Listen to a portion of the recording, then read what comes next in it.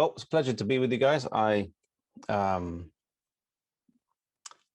Greetings from England, and it looks like you guys are a little bit more freer than we are over here. I'm not sure what your church situation. I think what I gathered, you are worshiping in a marquee or a tent or something like that at the minute. Unfortunately, over here we still haven't been inside a church building since March the 14th last year. It's been a long year of Zoom. So we are looking forward, hopefully this summer, to being able to have some semblance of normality back to our lives. But anyway, it's a pleasure to be with you. Zoom has given us blessings of being able to travel around the world. I was in the Philippines earlier today, and today worshiping with you guys in Tennessee. So it has its benefits and it has its advantages as well. As has been introduced, it was mentioned in the introduction that I'm part of the Lineage team and the really one of the founders, I guess you'd say, co-founders of Lineage. If I'm would couch everything that I'm going to say tonight, I think it would be under the banner of unique responsibility. Unique responsibility. I believe God has given to us a unique responsibility in this world today. In our prayer time, one of the gentlemen who was praying was talking about the importance of the three angels' message and understanding the books of Daniel and Revelation. And I believe as Adventists today, we have a really unique responsibility that God has placed us in the world with a message to share to the world that is unique. We have, I believe, an understanding of the three angels' message. We have an understanding of the Bible, of the great controversy, and the Adventist message is a very unique message that is not an evangelical message. It's not an ecumenical message. It is a unique message God has given to us. We have an understanding of the sanctuary, of the Daniel, Revelation, the three angels' message, all combining together to give us this unique message with a unique heritage and a unique background to share with the world around us. And I don't believe having a uniqueness should ever give us a sense of pride. And I know that's something that as a Laodicean church, we struggle with because the Bible says we're rich, increased with goods and have need of nothing. It's something that we do struggle with, this idea that because we're unique or because we're peculiar or because we're different or because God has entrusted us with a special message, there comes often this sense of pride or this sense that we are maybe different or better than other people. I believe, though, that the correct response to this situation of uniqueness should never be pride, but rather it should be an understanding of the responsibility that comes with uniqueness. Uniqueness brings responsibility. Uniqueness brings responsibility. Just like the health message I believe God has entrusted with our church. It's a very unique message and is very, very, very particular, very specific. But with that unique message comes a responsibility for us as a church to A, live up to it, and B, to share it with other people. The same with our theological message per se. And the same, I believe, with our heritage and our background and where we come from. As a church, we have a very unique experience where we come from, that we're birthed out of disappointment and that we're kind of the children of the Reformation. It's a very unique very unique position God has given to us. And with that comes responsibility. Lineage was birthed in 2016. At least the idea was birthed, and maybe it was prior to that, but in 2016 is where I came into the picture. I was in the British Museum with Chad Cruiser and Chad and Fadia Cruiser. Some of you may know them. They were traveling to England and they had been our camp meeting speakers. And after camp meeting, you know, we showed the speakers around a little bit when they have time. And I took them down to the British Museum and we had a little tour there. After the sightseeing in the British Museum, Clive Coute, who was with me, approached me and said, I'd like to make some videos on the Reformation. I've been looking online and I can't find any videos that I believe are well made that deal with the subjects in the book, The Great Controversy, that I have just written. So the Lord had placed a burden on his heart. He's a videographer by profession, by training. He went to university in England and studied videography. And this is kind of, in hindsight, when I think about this was really something that I don't know how to explain, describe the thing. It was really the way he approached me and the way that it kind of happened. When I looked, of a wow moment in the sense of this, and I'll try and explain. I had worked with Clive Kute over the past 4 years as youth director. I was youth director from 2012 to 2016, and I worked with Clive on numerous occasions. And all I had asked him to do was to film sermons at camp meeting. That's all I asked him to do. Can you come to camp meeting and film the sermons? Can you come to youth day and film the sermon, edit the sermon? Now, those of you that may have filmed or edited a sermon, if you have videography skills, know that it really doesn't take much skills to film or edit a sermon. It's kind of press the camera. If the preacher's not moving, it's just a camera, sing a lang a bang, end the thing, front end and back end it. And that's it. It's really not that complicated to edit a sermon. For 4 years, all he had done was edit sermons, edit sermons, edit sermons. And we used to shoot devotional videos on a Friday. We'd produce devotional videos and churn them out every Friday. And he would edit those devotional videos, 3, 4, 5-minute devotions. So all I had ever asked him to do was film sermons and film devotions. In the sense, I did not know that he was, in my opinion, one of the best videographers and best video editors in the world church. There's a talent that I was, in a sense, sitting on. He was humble enough to film the sermons and film the devotional videos. I know he wasn't he wasn't content because he still had this creative desire to create something, but he was humble enough to kind of do what he had been asked to do by other people, but he still had a desire to do something more, which is when he approached me. And I remember, I said, yeah, let's do a few videos. And lineage started just like that, a little conversation on the steps of the British Museum. It wasn't some committee decision or some strategic plan. It's like, hey, let's shoot some videos in London. And I said, okay, let's go to Oxford. And then, let's go to Cambridge as well. And, let's go to Lutterworth, that's near my house. Let's kind of just cover a few of these. And somewhere along our discussion, we're like, let's go to Scotland as well, because we can drive there. Let's go to Iona. I've always wanted to go there. And we kind of pieced together. And then somewhere we said, well, next year is 2017. So why don't we make this a weekly series that will go for each week of the year? And one thing led to another. We said, well, we can go to Europe, we can go to France, Germany, Italy, etc. Let's make this a weekly series. At the time, we were already releasing videos on every Monday and every Friday of the week, devotional videos or sermon clips. So we just said, let's do a video every Wednesday, and we'll just have videos coming out Monday, Wednesday, and Friday.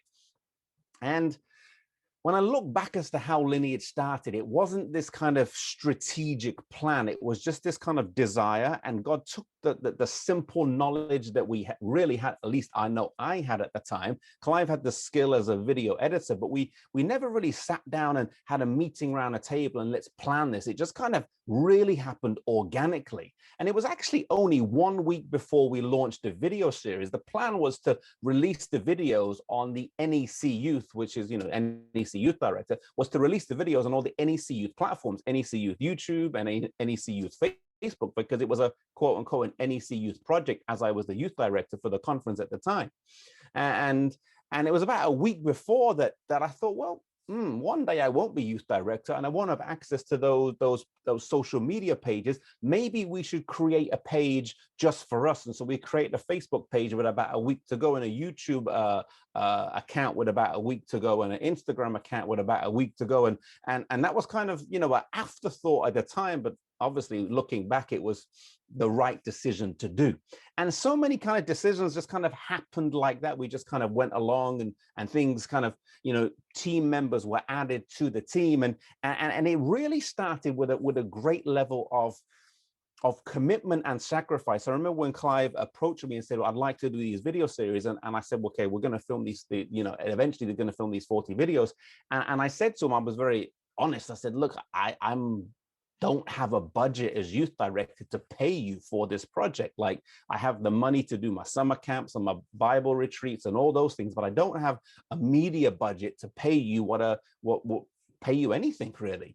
And he said back to me, he said, don't worry, you don't have to pay me. I'm not asking for any money. This is a passion of mine. This is a project of mine. And I just want to do it for free. I said, okay, do it for free. The conference had a little bit of money that paid for the logistical expenses of covering petrol, covering food, and a few nights accommodation where we needed to. And when I look back on how much we filmed those 48 episodes for, it's less than what some productions would ever film one episode on today. But that level of sacrifice that at least Clive was willing to say, I'm just going to do this for free. It's a passion of mine. I really want to see this done, was really how it helped to start the project when we got going at the very beginning. And I think that point about the humility of Clive was key.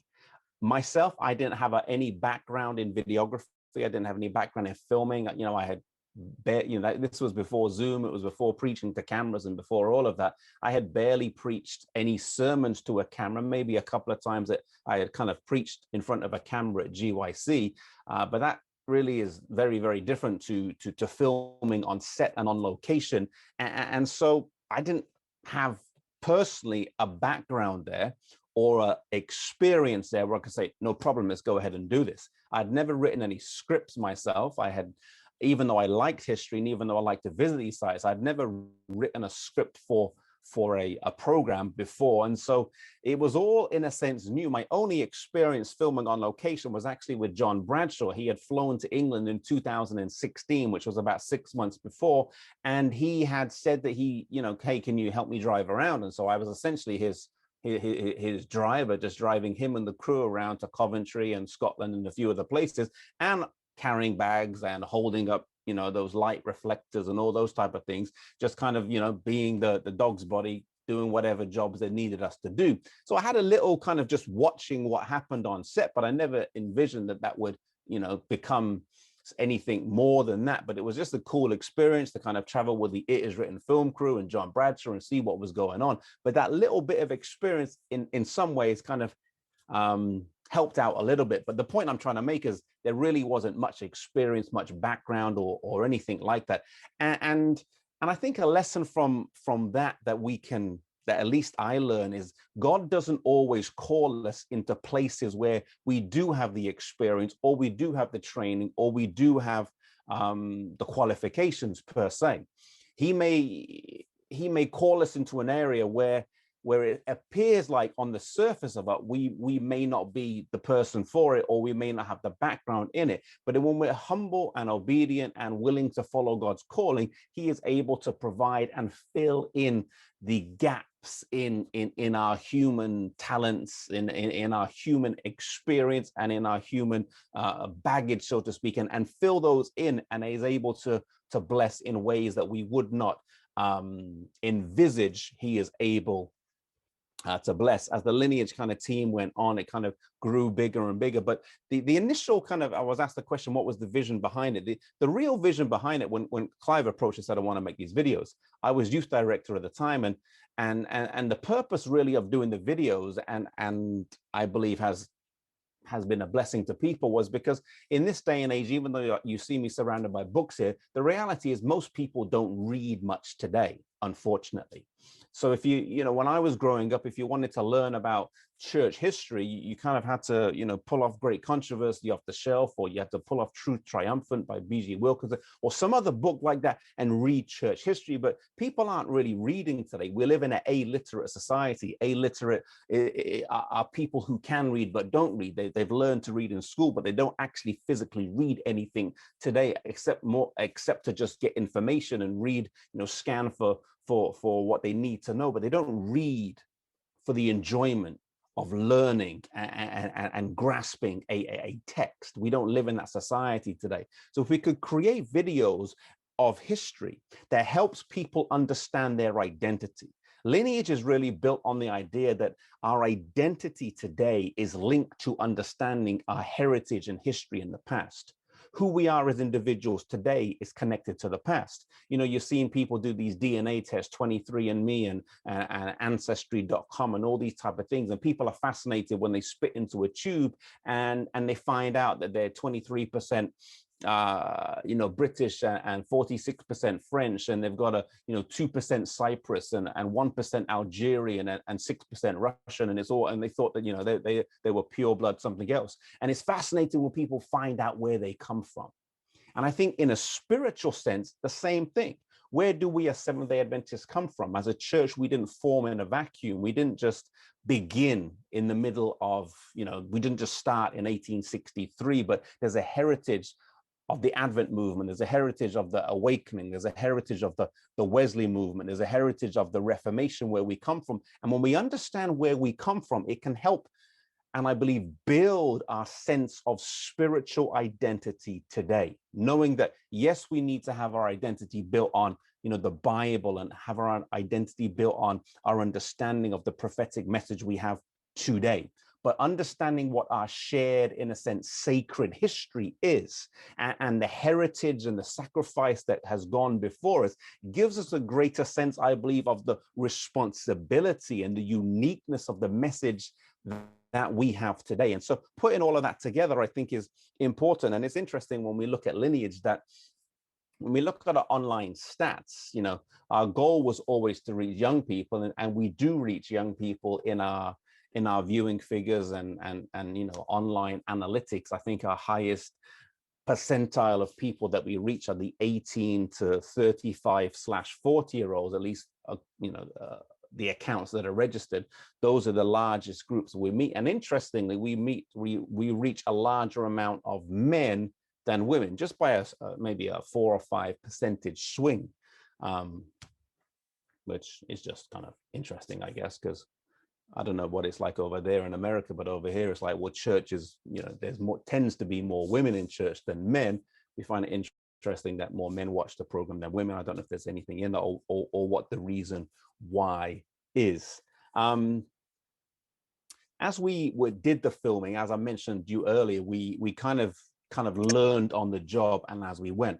One of the biggest things people share with us as feedback as to what they appreciate about lineage is a lot of people come back and say, aside from, oh, I love the visuals, or I love the drones, or all that kind of stuff. But when they come to the script of the videos and people are commenting on that, one thing that comes up again and again is people say, we really like the appeals at the end of the video, and how that kind of just, brings it home. And when I think about if I was planning that strategically, well, of course it makes great sense to have a script and have an appeal at the bottom. It's just kind of logical. And I think personally, as has been introduced in my introductions, I used to serve as an amazing facts evangelist, and as a good evangelist that you always make an appeal at the end of every sermon. That's just that's part of package of how you do a sermon. But when we were initially filming it, well, that actually wasn't on my mind. And I remember filming the first episode, and Clive just kind of off the cuff was like, oh, maybe you should do an appeal, like just drop an appeal at the end. Well, okay, so let's do an appeal. So we did an appeal. It was, in a sense, like, wasn't planned, but then it became a fixed feature. And then it became probably the most liked or most impactful feature, because it showed that, okay, while we're doing the history and while we're kind of tying some applications in as we go, the appeal at the end is really where it kind of, the rubber meets the road. I can apply this to my life, because I believe history without, now I see obviously even more so, history without the moral lessons, or history without the appeals, is just kind of events and dates. But it's how we kind of apply that and how we draw lessons from that brings it alive for us today. So that was kind of, I guess, one moment as we were filming along that we kind of didn't really, what would the word be, plan for. But as we do it, it has become a fixed integral feature that is actually probably one of the most successful parts of it. Lineage has been translated into several languages. It's spread in different parts of the world, and it's really humbling to see some of the spread of it, because initially, as I mentioned to you earlier, it was initially just going to be a project for NEC youth. under my responsibilities as youth director, released on the NEC Youth platform. And to be honest, I really just thought that it would, release the video. We used to release the devotional videos with Randy Skeet or Mark Finley or these speakers I'd find at GYC, and they would get 500 views or maybe 1,000 views if it was a really good video. And that's kind of what we would get. So I thought, well, we'll release these videos. They'll probably get 1,000 views or, somewhere around that mark. And that's just, that's kind of what will happen. But when we released the first video and I hadn't seen what these videos would look like, remember, I had only seen Clive film sermons. I had only seen his sermons and his devotional videos. I thought the lineage was just going to be me standing in front of the camera like I'm standing in front of my camera on my desk right now, talking to the camera about Constantine, about John Knox or whatever, and Clive would film that and turn that around, and that's what it was going to be. He never actually gave me a, this is what it's going to look like, and kind of, can you buy into this idea? He just said, would you do it? I said, sure. Film. I thought that's what it was going to be. When I saw the first preview, I was like, oh wow, that's pretty.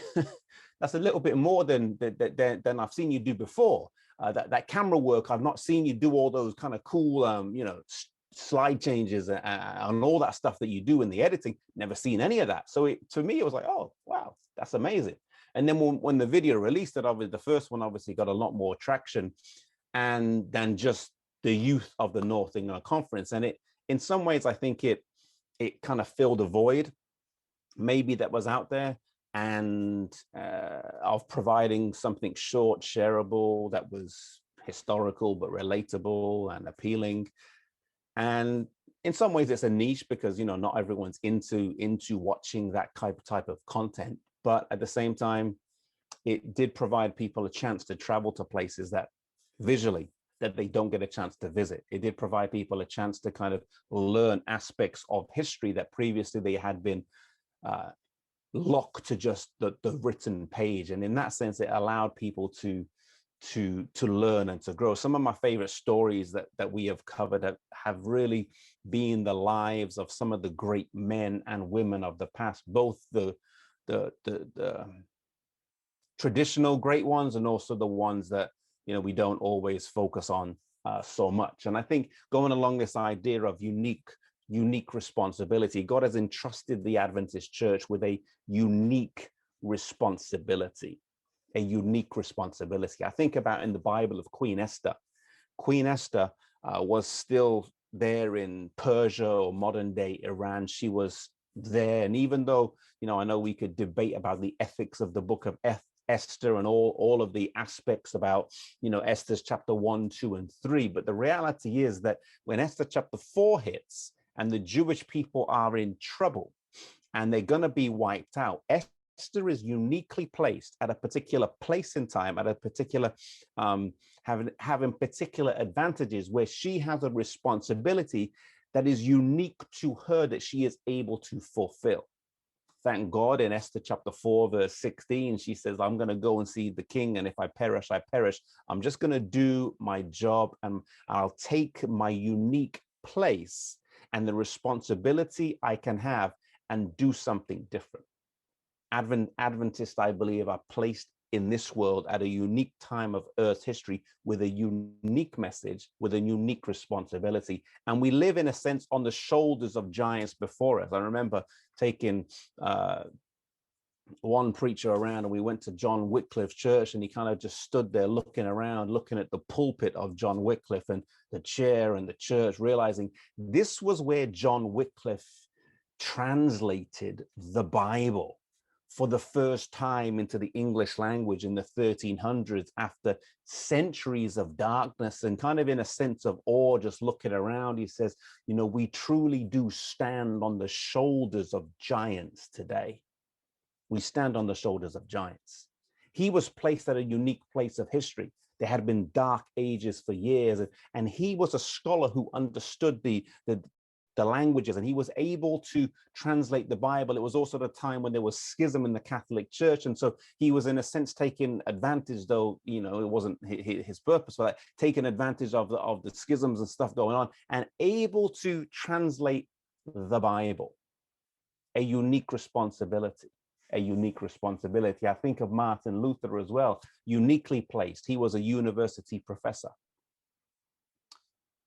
He had some political protection from the powers in the land, from the Roman authorities that you kind of read about in the book Great Controversy. He also was alive just after the printing press had in a sense been invented, which changed the whole world. And so you've had this new development of technology. He, studies. He's uniquely placed in the same place where these printing presses are, similar place where they are invented and used, to preach a message that will change a nation. He had a unique position, unique responsibility that he took advantage of. And I believe God has placed each and every one of us in a place, whether it's in our workplace, whether it's on the street we live in, whether it's corporately, collectively as your church, where, I understand you're seeking to build a new building and plant yourselves in a particular place, where we're uniquely placed to reach both locally and further afield. And God has granted, he's given to us a responsibility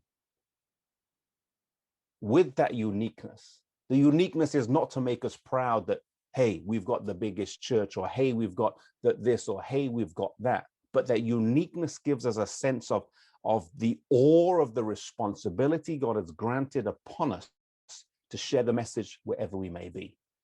Because when we take advantage of our uniqueness, it can make a huge difference on our lives and the world to come. One of the favorite stories, we haven't actually covered this in Lineage yet, but we plan to do a future series maybe on the women of the Reformation. And one of the stories that I've really appreciated kind of look into a little bit recently is the story of Catherine Parr. Catherine Parr was the 6th wife of Henry VIII, the last one. And if you know the little thing about divorce, beheaded, and so on, so on, so on, she's the one who survives, one of the ones who survives, the last wife. Now, if you can just picture the scene that you are the wife of the queen, the wife of the King of England. And he's known for dispatching with his wives in pretty hasty fashion. And you're in your 20s, and this king, overweight, probably wasn't the most nice person, and all the rest, and he's killed previous wives and who knows what else. He kind of, when he decides he wants to marry you, then there's not much you can do. So I highly doubt it was a marriage of love when she was in her 20s and he was in his 50s.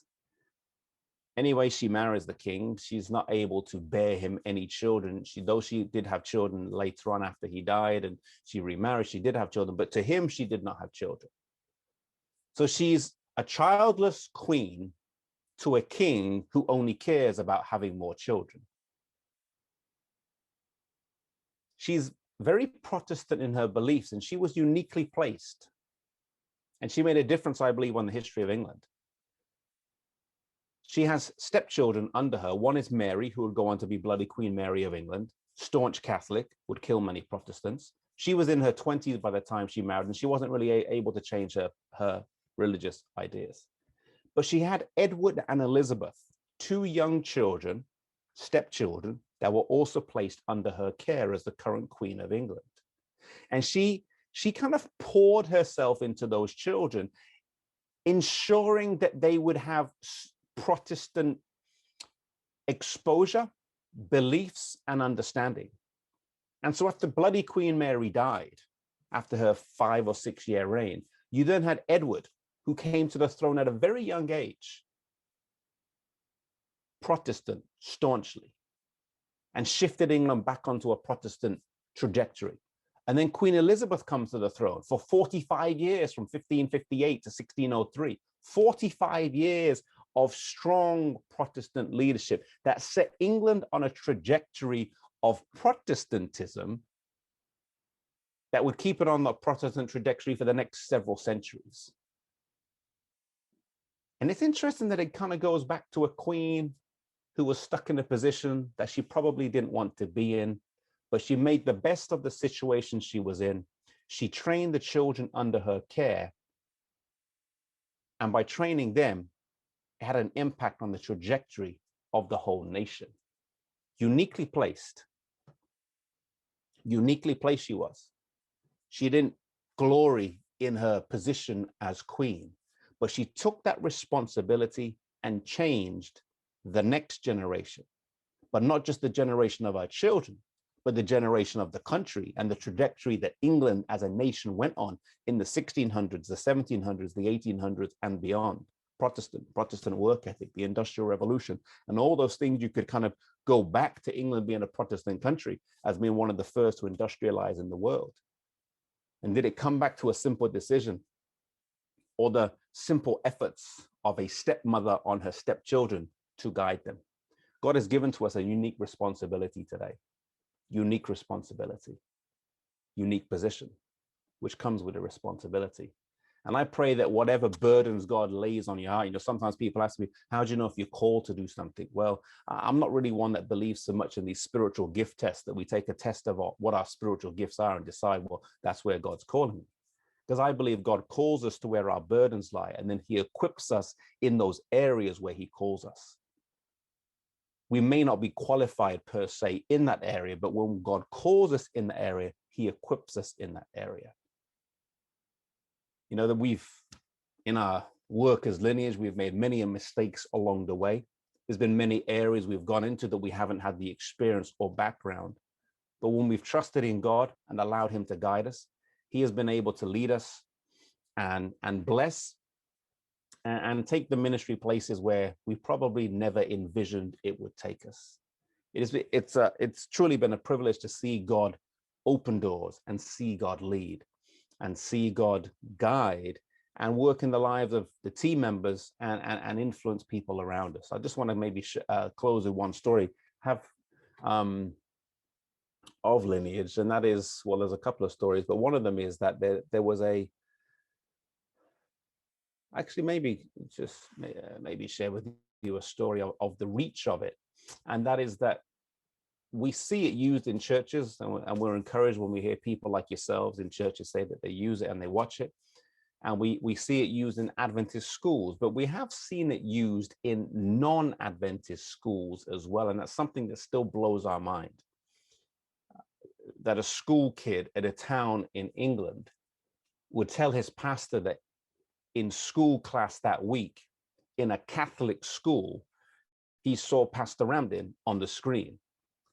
In his religion class, his atheist teacher threw up a YouTube video that he had found doing a search the night before of one of the Lineage episodes. And he's sitting there in class going, hey, I think I know that guy. He's one of the pastors in our church. Atheist teacher teaching religion at a Catholic school with an Adventist student there. And we've heard other kids in other parts of the UK telling us that their teachers have been using it as well. And we don't know which schools and where all they're used. We just kind of sometimes hear the feedback. But to hear how God can take something digital and spread it, and how it can impact the lives of people that we don't even know, I believe shows us that when we take the message God has given to us, this unique message, and we understand the responsibility God has given to us to share it wherever we can, and to use ways and means that we may not be qualified in, God can take those humble efforts and bless them and multiply them in ways that we cannot imagine. And I just pray that you may take the calling God has given to us seriously.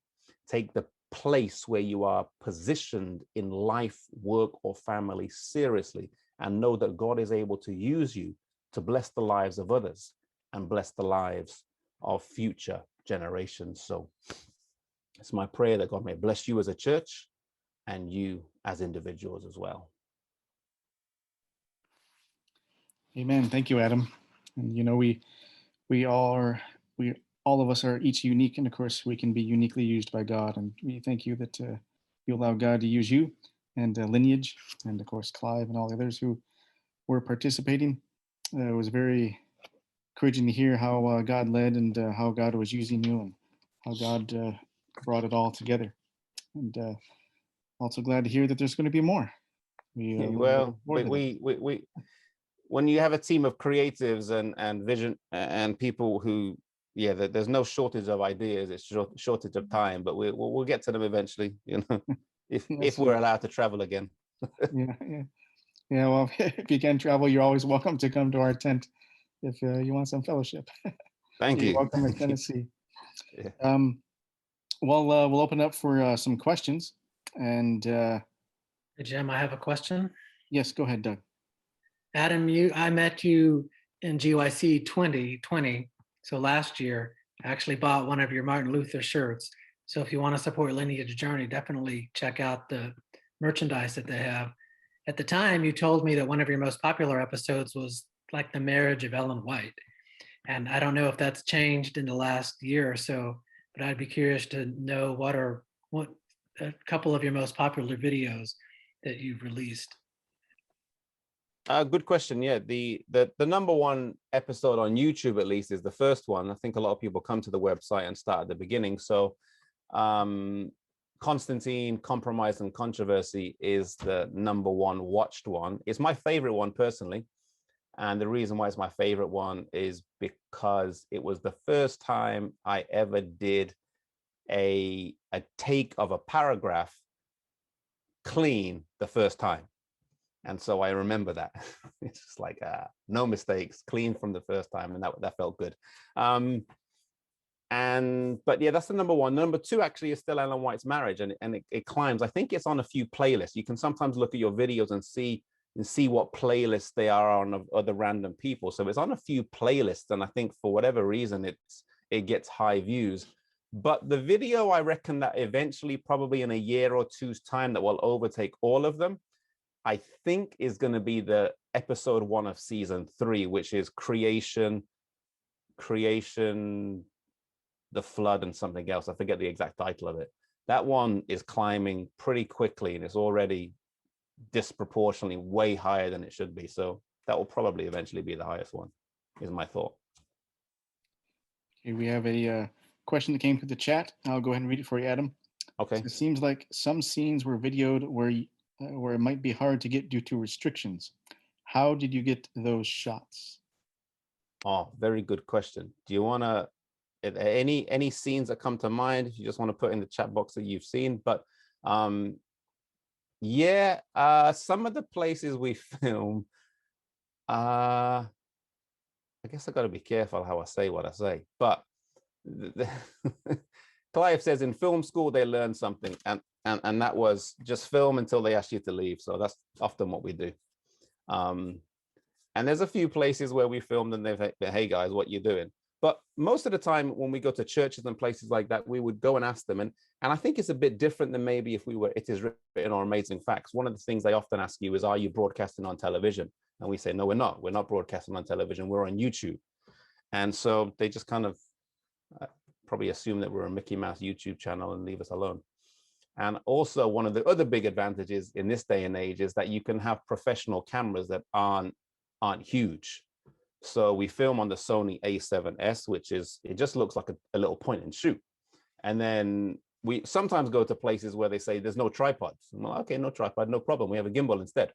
The gimbal is just a little handle. And so, yeah, sometimes, we just kind of go.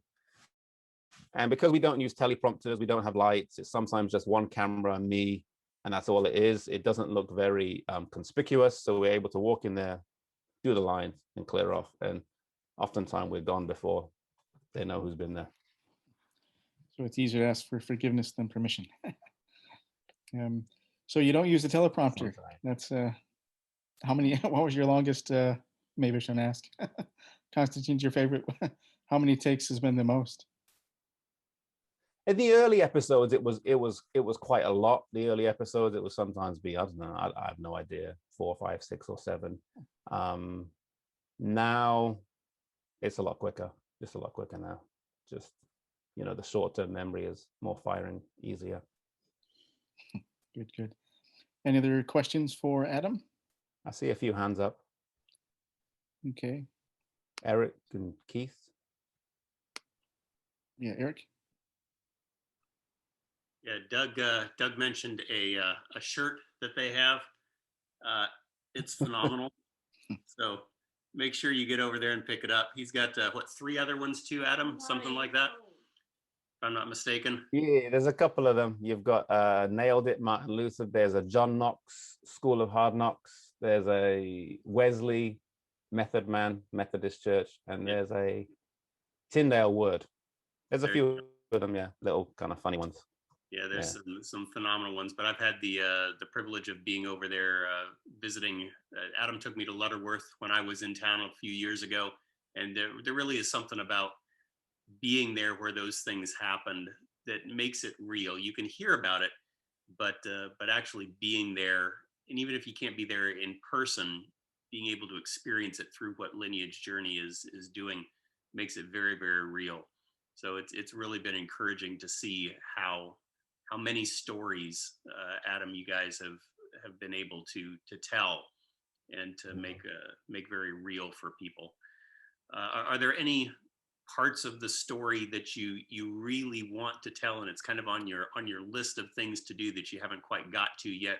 You mentioned the Queen, who was in the right place at the right time. Any other ones that are kind of like, we really want to do this one, we can't wait till the Lord opens this door because this is a story we just got to tell?